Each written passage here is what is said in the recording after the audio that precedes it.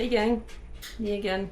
It's been a hot minute since we did a vital orbit, so today we're gonna do a vital orbit, which is my health little chit chats.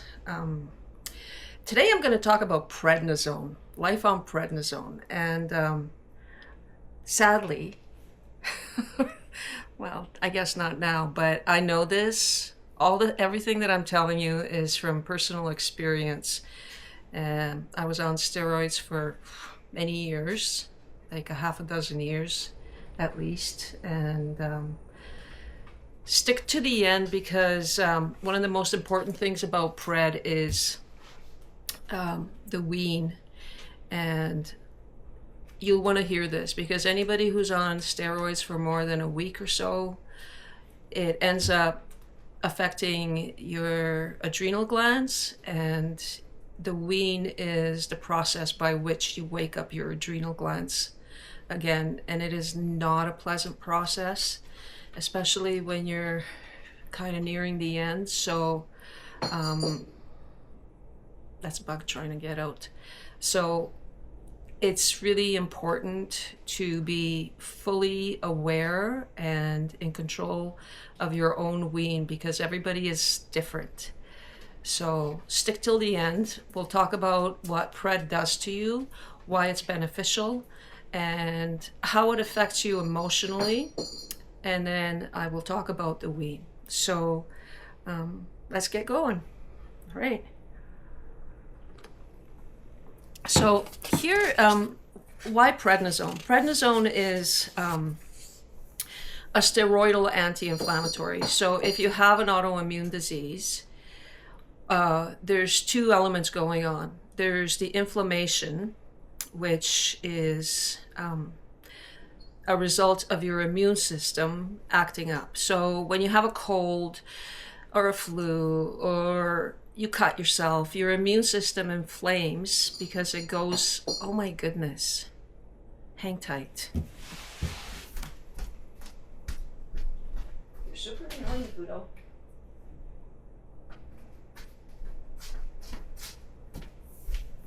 Hi, I'm back. So your immune system, the crappy feeling you feel when you're sick, when you got a flu, is actually not the flu itself. It's your immune system fighting the flu. So your immune system increases temperature, creates inflammation to try and deal with the injury that is going on in your body. And if it's viral or bacterial, that's what it reacts to. So all the crappy stuff that you feel when you're sick with the flu is not the flu, it's your immune system. So when you have like a stupid autoimmune disease like mine, which is Wegener's granulomatosis or granulomatosis with polyangiitis, it's your immune system thinking that you have something going on inside. In my case, it's inside my blood vessels. So it creates this inflammation. So what you want to do is take an immune suppressant, which is, I was just talking to my doctor the other day, so apparently there's some really cool new stuff happening in vasculitis. I told her that I'm really happy that it's there if I need it, and hopefully I never need it, but I'm not aware of what the new treatment protocols are. But when I was first diagnosed, it was immune suppressants and steroids. So the immune suppressant is a chemotherapeutic drug that they used to use for cancer, and they discovered that one of the negative side effects is that it kills your T cells, your fast reproducing cells, which are your immune system cells. And by doing that, it decreases your immune response. So suppressing the immune system with chemotherapeutic drugs, and then the steroids are the anti-inflammatories. So prednisone is what has been used traditionally for bringing down the inflammation. So you have Advil, which is a non-steroidal anti-inflammatory, and NSAID, I think, NSAIDs. Anyways, I could be wrong. Let me know in the comments if I'm wrong. And then there's steroidal anti-inflammatories, which is prednisone. So the prednisone, it's a bit like a Jekyll and Hyde kind of a thing. It really, really helps with the inflammation and the pain that is caused by the inflammation. So when I first got into the hospital, morphine didn't help my pain. My pain was insane. It was right up there with childbirth. And the morphine didn't touch it. But as soon as they found out that my issue is an autoimmune disease and what disease it is, they started the treatment protocol with steroids and steroids and chemo. I was on Cytoxin for 2 years, which is a chemotherapeutic drug, a hard one. And I'm actually more than my lifetime limit of chemo, so no more chemo for me.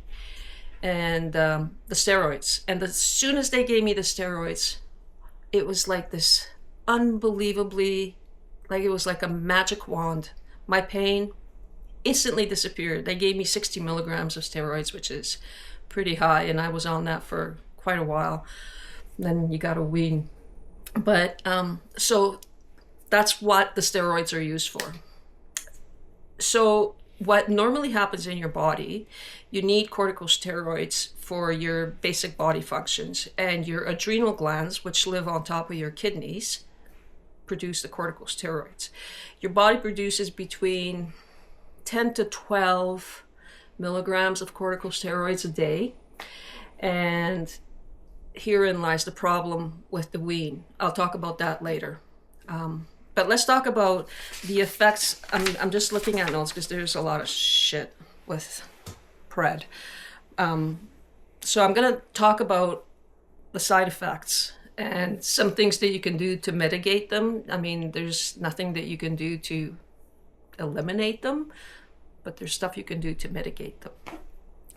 So the number one and most obvious one is you get the moon face. Your face bloats, and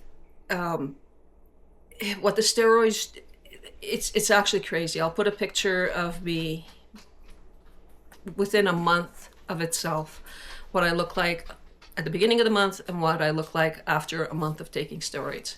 I'll overlay it on this talk. So you have the bloating and the moon face and weight gain. It's really drastic, and it happens so quickly that you don't actually recognize yourself. You walk, I got rid of most of the mirrors in my house because it was such a horrible experience, because in your mind you're you, and you you think you look a certain way, like you've looked your entire life, and then you walk by a reflective surface and you see this bloated, giant-faced creature looking back at you that it almost feels like it actually changes your bone structure. It doesn't. I think what it does is it deposits a specific kind of fat that is more cellulite. I'm not sure of the term, but it's a different kind of fat than fat. So it ends up being harder. So it actually changes your whole structure of your face. Doggo is back in the house.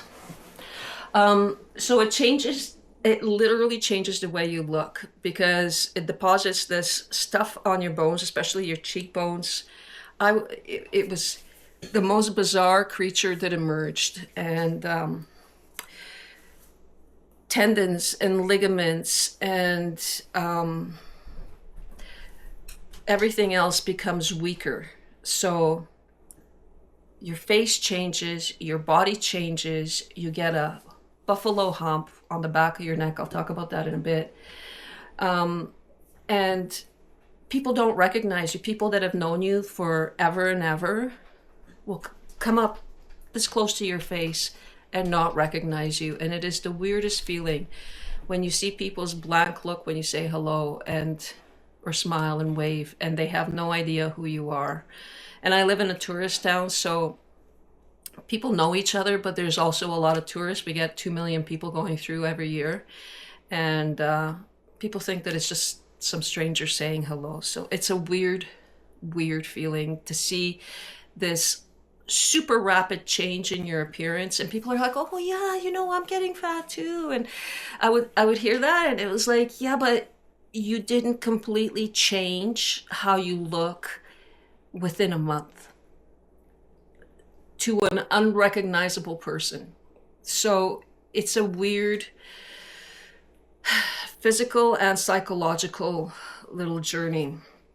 When you're on high doses of pred, you get a false sense of energy. And there's a wall right here that I was on 60 milligrams of pred. It's a tiled wall with natural rock that I did in about 3 hours because I was on high doses of pred.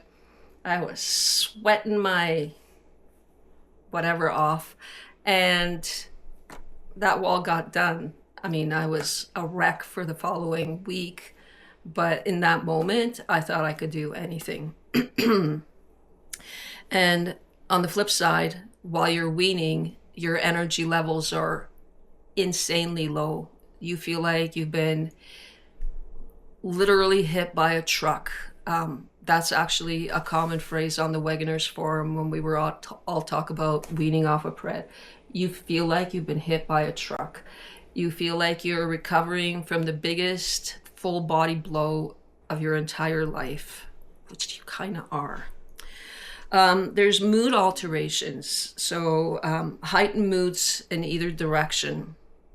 And there's the pred rage. And I feel lucky that I'm a female, because you go through hormonally altered sort of mood swings once a month in your life. So you are aware that sometimes your reaction is overblown because not of the way you're thinking, but of the hormones moving through your body. So you can actually, from that experience, pull yourself back in situations where you can feel that rage coming on. I made some shoes that were pred rage shoes. They rocked, but they burnt in my garage fire. So pred rage, crying, it's very PMS-y feeling, the whole experience. And I felt really bad for the dudes who have never experienced that kind of a thing that were on the forum, because some of them were like, it's actually affecting my marriage because of the insane emotional swings that happen when you're on prednisone. Insomnia.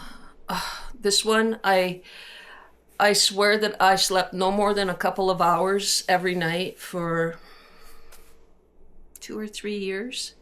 It was horrible. I was so desperate for sleep. You're exhausted physically, and but your mind is just like this little rat running in the cage constantly. It's stupid, useless, insane thoughts going through your mind just all night long, and you can't fall asleep. And 2 years at least of 2 hours of sleep a night. I was desperate. I tried, and this was long before THC was legal, but you could still buy, like, there was vape shops, and I ended up, my parents bought me a little vape to try, and so I don't have to smoke, and it could maybe give me some sleep. I refused, and I am so grateful for that decision. I refused to go on sleep medications. I thought, I'm gonna just push it through, and I'm glad I didn't go, because I know now how addictive sleep meds can be, and I know that my dad couldn't get off of his sleep meds once he got on them. So I'm glad I didn't go that route. I just didn't want, at that point in time, I didn't want to add any more problems to the existing problem. And I find that with meds, you can actually compound problems pretty quickly when you take one thing to counteract another thing, to counteract another thing. So, yeah, that was my situation. I mean, everybody's different, and this is not medical advice. This is my own experience. So don't take anything that I say as medical advice, but I'm giving it to you so that you know what somebody else has gone through, and you can gauge your own experience based on that. Um, it's a potent anti-inflammatory. It's also an immune suppressant. So you have your immune suppressing drugs in the chemo. You also have an immune suppression element within the steroids. And as I've said in a previous episode, that actually I used that to my benefit to avoid getting a lung scope. So when you know how the meds work, you can actually use them to your benefit. But one of the things of being on immune suppressants and steroids is your immune system is completely plummeted.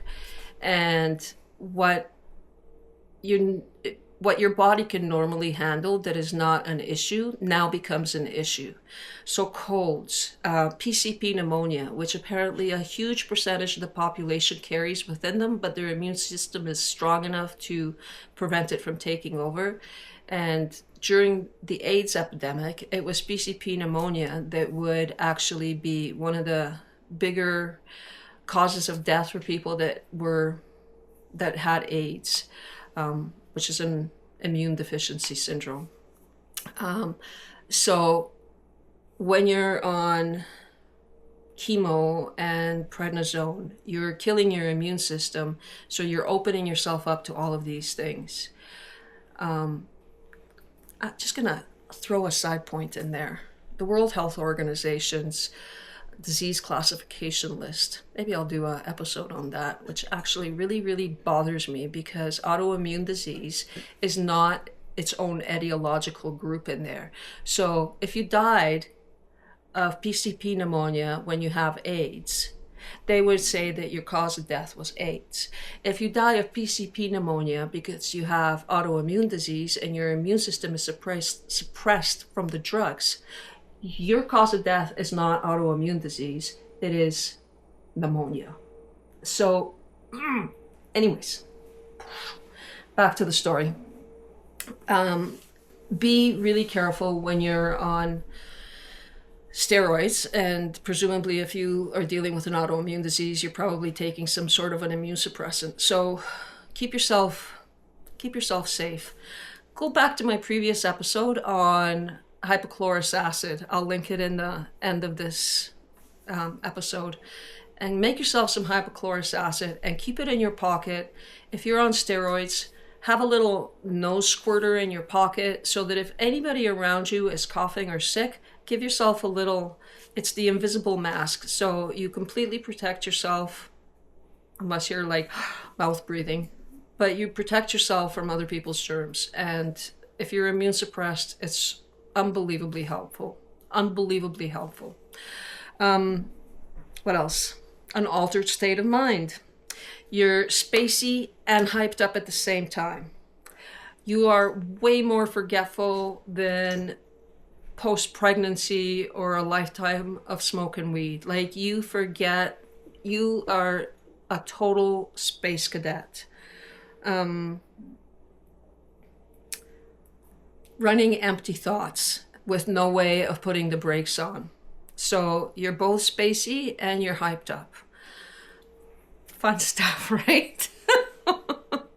I laugh at it now. I mean, I laughed at it back then because it was so surreal. And it's like, how is it possible that one drug can cause all of this? They're nasty on your stomach. So you end up having to you get heartburn a ton. I just realized something. Going back to the moon phase, one of the ways that you can, you can't prevent the moon phase, but you can keep it to a minimum. And with each subsequent round, sorry, I'm jumping, but I just thought of this just now. With each subsequent round of steroids that you're put on, the moon phase happens way quicker. So my first one, it took a month or two for that moon phase to come, and it wasn't terrible. In my mind, it was terrible. But when I had the subsequent blow-ups, that first one looked like, oh, that was a nothing burger. Salt. Keep your salt and sugar to a minimum. Do I have appetite? No, I don't think I put appetite in here, but your appetite is through the roof. Through the roof. I had, right after diagnosis, I was already on the steroids. I'm at home. I'm kind of coming together. I was writing thank you cards to everybody who had done beautiful things for me when I was down and completely out. And I had this stack of cards that was sitting at the end of my bed, thank you cards. And the way they were sitting, and I could just see, excuse me, I could just see the corner of them. They looked like cake to me. And I was constantly hungry. So this corner of cards that looked like cake to me actually gave me a Pavlovian response and made me salivate, because your appetite on steroids is through the roof, through the roof. You want to eat everything and anything, and you actually crave salt and you actually crave sugar. And those are the two things that make you bloat even more. So my biggest piece of advice is avoid salt at all costs. Take a look at canned food. I mean, I eat everything from scratch, but when I started looking at salt content, like canned food has a ton of salt. Going out, driving to the hospital and then coming back and then stopping at McDonald's, I had to ask for no salt on my French fries. Just because, you don't want to be coming home and cooking. And yeah, you got to really watch the salt intake, and it won't eliminate the fat face, but it'll keep it to a minimum. But the nasty on my stomach part is they give you omeprazole, which is a proton pump inhibitor.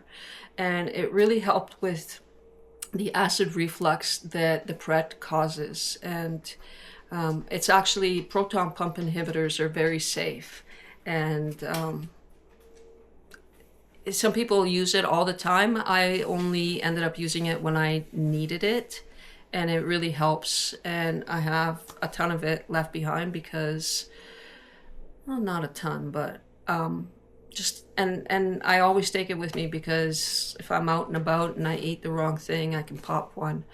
And omeprazole, pantoprazole, the azoles are, I think, the proton pump inhibitors. My hair went stupid, so the Pred makes you grow extra hair. It's funny because the chemo makes you lose your hair. The Pred makes you grow extra hair, but it changes the texture. And to this day, there's sections of my hair that are up here that are really crinkly. I mean, when I lost all my hair from the chemo, I used to have like perfectly straight hair. So all of this here is all Pred curls, or chemo curls. So my hair came back after losing most of it. I did, because I was taking chemo by pills, not in infusions. I didn't go bald, but I went really, really thin.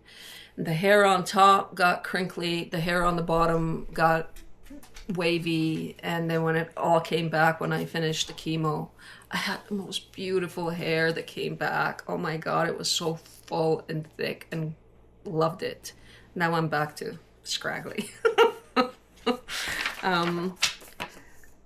It thins your skin permanently. Prednisone. Prednisone thins your skin. You can have thick skin psychologically, but you will have thin skin physiologically. The problem with the thin skin is stretch marks. So you got, your skin is thinning, your body is growing because of all the deposits of that weird fat all over the place, your increased appetite, that you can't fight it. It's insane. I say prednisone is the exact opposite of Ozempic. Yeah. Apparently you don't have any appetite with Ozempic, and with prednisone you have an insane appetite. So, but because it thins your skin and you're growing, you get stretch marks. And the stretch marks that you get from prednisone are apparently the worst. I was lucky because I had read about this and I was putting oil on my body, but they're the worst stretch marks to get because they don't go away. You can't get rid of them. I mean, I know that you can't get rid of most stretch marks, but apparently Pred stretch marks are really, really, really, really impossible to do anything with later on. So my advice for that is get that bio oil that you can get. I used to use it when I was pregnant on my belly, and it actually helps your skin stretch without stretch marks. So if you get put on Pred, avoid your salts, use bio oil or any kind of, I think jojoba is probably pretty good too. And put it where you think you might get stretch marks. So your thighs, your butt, your stomach, and take care of yourself before shit happens so that you don't have to deal with shit afterwards. You get a hump on your back. They call it a buffalo hump. I'm going to show you. I don't know if you can see it, but it's this spot right here. So when I was on steroids, it was huge. Like, it goes huge. And it's another one of those spots where you get that weird adipose fat deposit. You apparently get it in the shins as well, but I didn't get it, or I didn't notice it, or I didn't care, because who looks at your shins? But you definitely notice it on your back, and it ends up being this hard lump on your back, and it hurts. It's got a pain to it. It's not a comfortable feel. I don't know if there's anything you can do about it. Plethora, which I thought was, had a different definition, but maybe I have it wrong. But it's that sort of spider veiny vasculature you get under your skin, and it's mostly on your face that you see it. And I don't know if I have any right now, but I used to have it really, really bad. And it's also because of this thinning skin that you can see it. So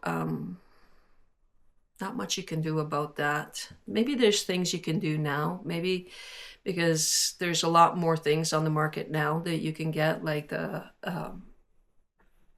red masks and stuff. I don't know if that would help. But that's something to talk to your doctor about. If you're dealing with it, ask if there's a way that you can deal with the spider vein. Stretch marks, decrease in bone density and strength because it limits calcium absorption.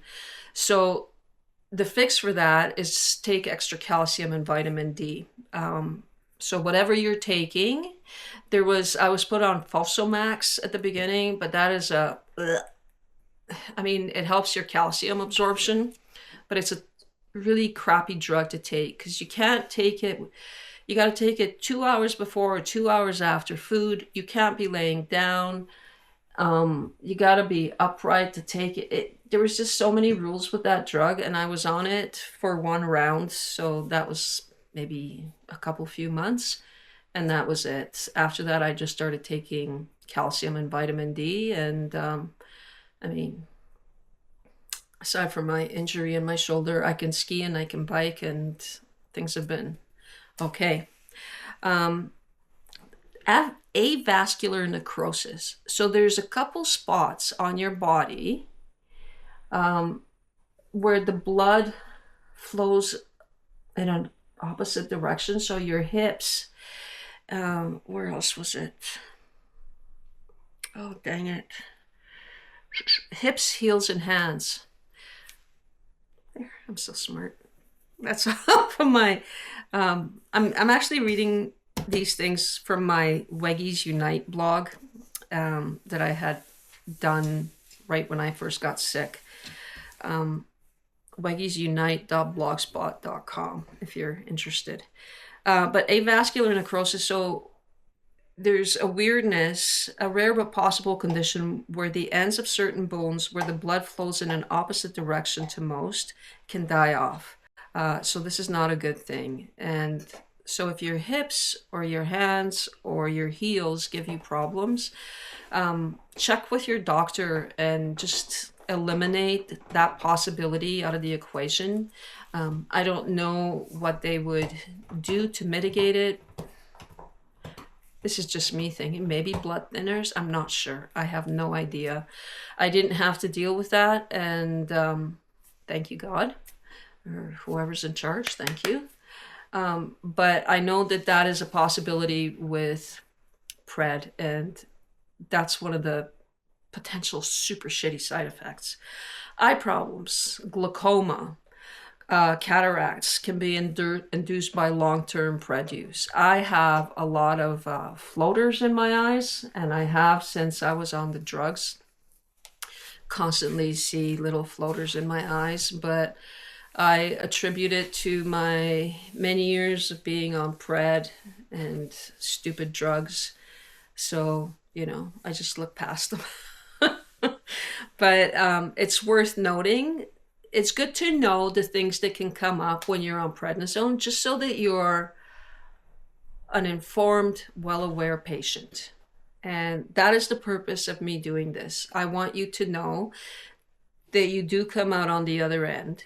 But it's really good to know what you're putting in your body and what it can do to you. So it's for the awareness. You can get increased blood pressure and an increased risk of diabetes and night sweats. When I couldn't sleep, I was also blessed with night sweats. So I was in bed and not sleeping and sweating up a storm. It's super pleasant, actually. No, it's not. It's horrible. How's that for a barrel of monkeys? So I just wanted to say, it's funny, my daughter just had her wisdom teeth removed and she swole up, and it totally reminded me of life on prednisone. And I felt so bad for her because it just brought back all of these memories that I had suppressed of how I felt when I was on Pred.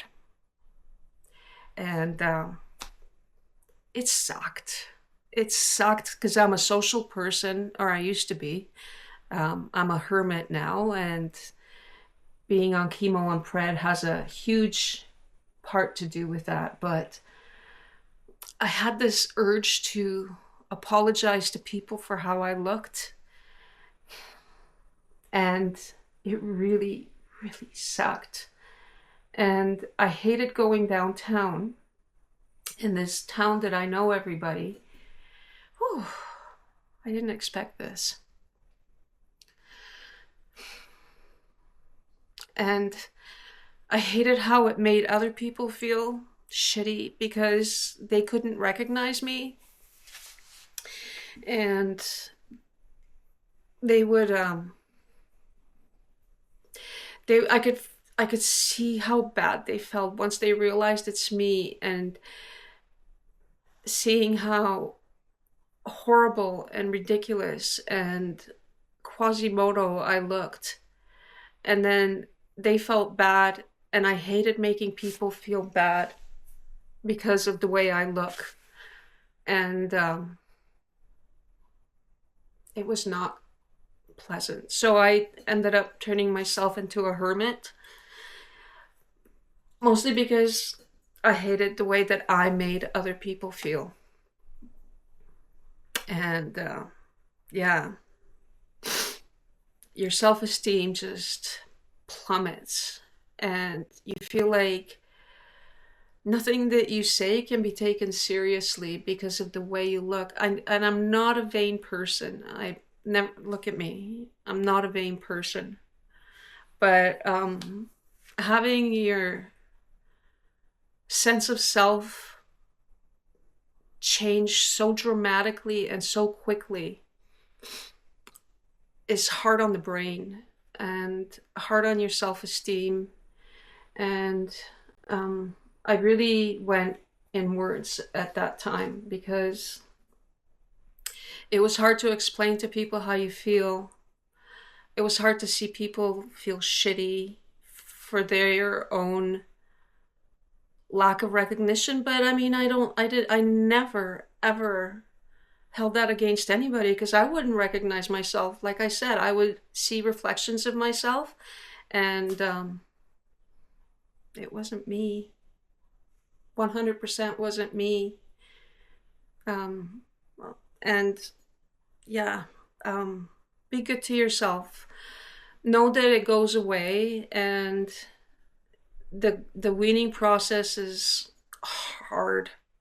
It's probably one of the hardest things from the experience after like looking for a diagnosis. Looking for a diagnosis was the hardest, but weaning, that was the hardest emotionally. Being on pred is emotionally hard because it messes with your sense of self.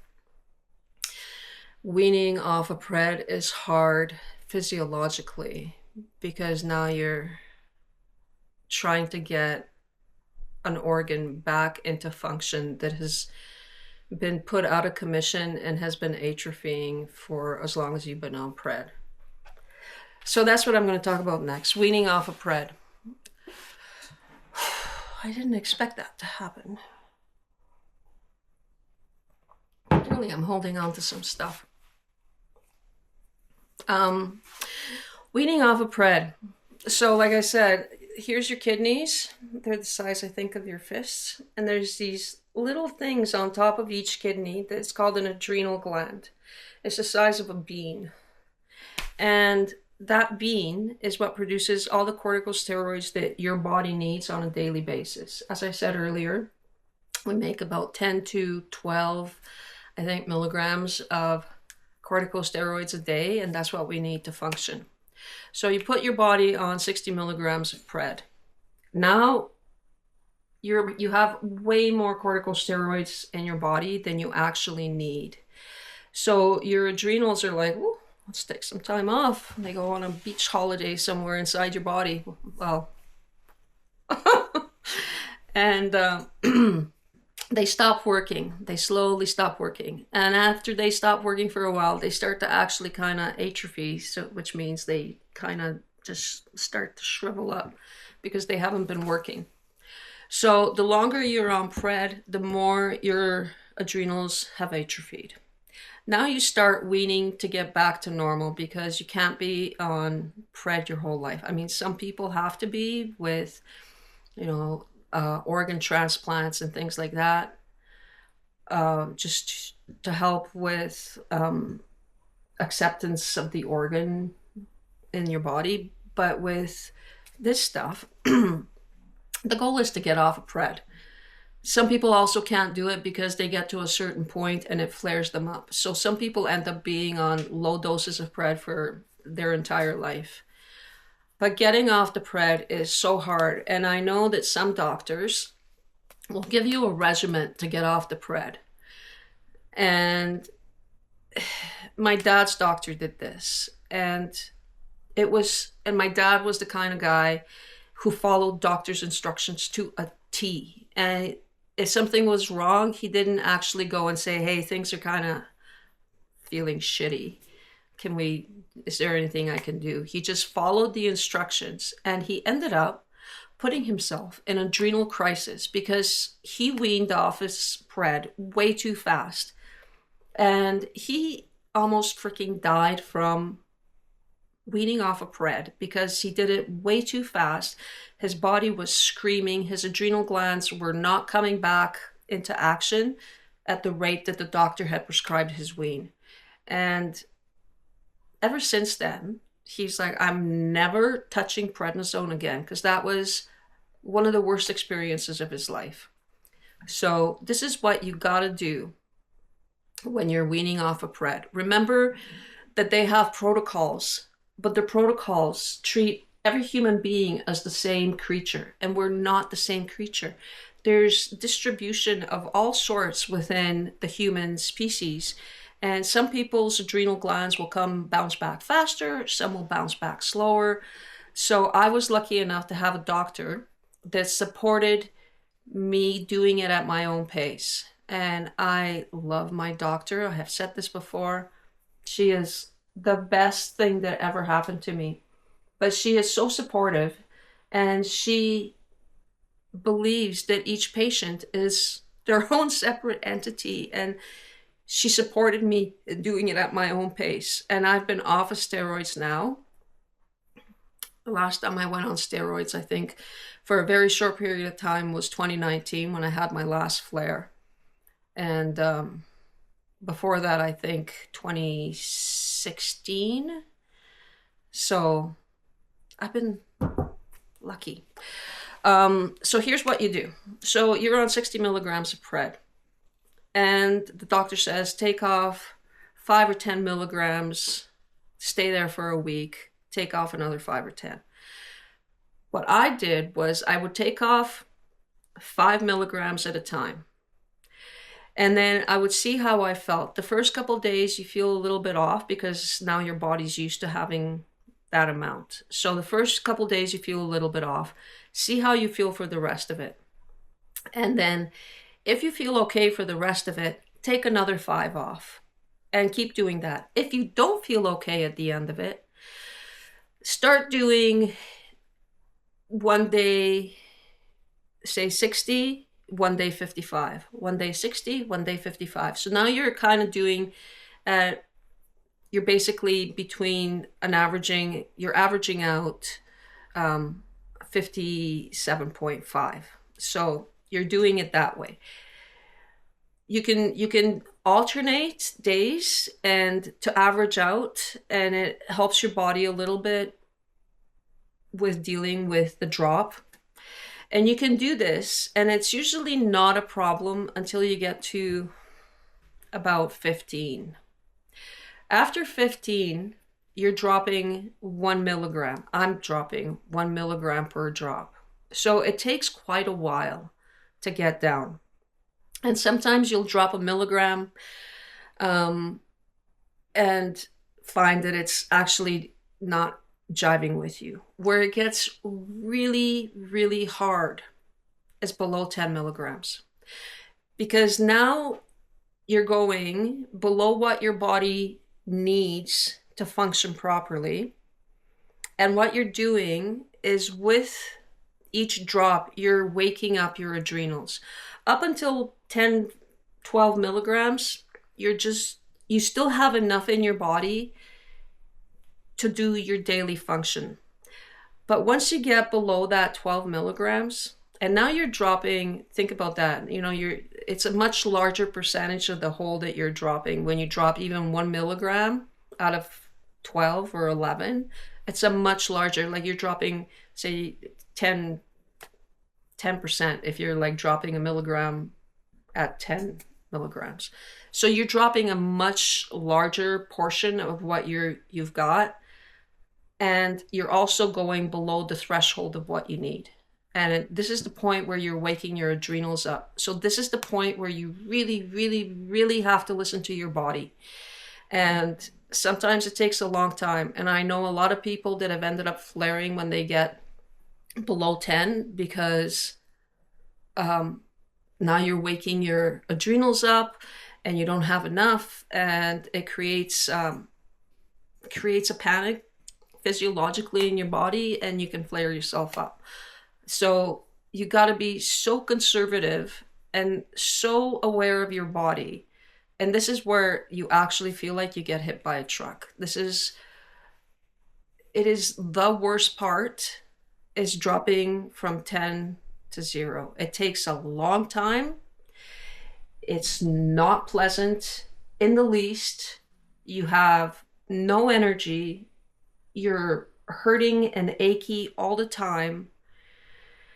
And sometimes you feel big setbacks, so you end up pushing yourself back up a few milligrams after having been dropping it for a couple of weeks.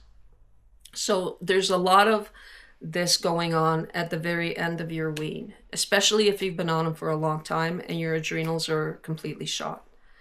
So trust your gut, know how your body reacts to stuff, by this time, you're probably pretty self-aware and know that it's not going to be pleasant. But don't push it to a point where it's beyond unpleasant, where it's actually you're going into adrenal crisis land, because that can be really, really not great for your lifespan. And it's this really crazy game of knowing yourself and balancing things out. And prednisone is a crazy creature. And if you're on it, I'm glad you're on it, because that means they've discovered what's wrong and you're being treated. But it's also really, really hard to get off it. That's my story, and I'm sticking to it. Thank you for being with me. If you have any questions, please write them down in the comments. I will get back to everyone that puts in a question. So I hope that your journey is, I mean, it's hard for it to be pleasant if you're on steroids. I mean, it's kind of funny when you're on the high doses and you feel like you're a freaking superhero. But then there's all the other aesthetic features and bone density stuff that you got to deal with. But the wean is the hardest. You think looking like a happy full moon is hard. The wean is harder. So be prepared. I'm not trying to freak anybody out. I'm just, again, awareness. When you're aware and you know what's happening, it's so much easier to deal with it. So I wish you a good journey. Please feel free to reach out if you have any questions, comments, ideas. I am not an expert in the medical sense, but I'm an expert from an experience sense. And I'm a weird keener of a patient. So I've done a ton of reading on all of this stuff, and because I want to go in informed. So I'm giving you that, and I hope that it helps. And I'll see you on the next one. Thank you so much. Thanks for being with me. And be well. Peace.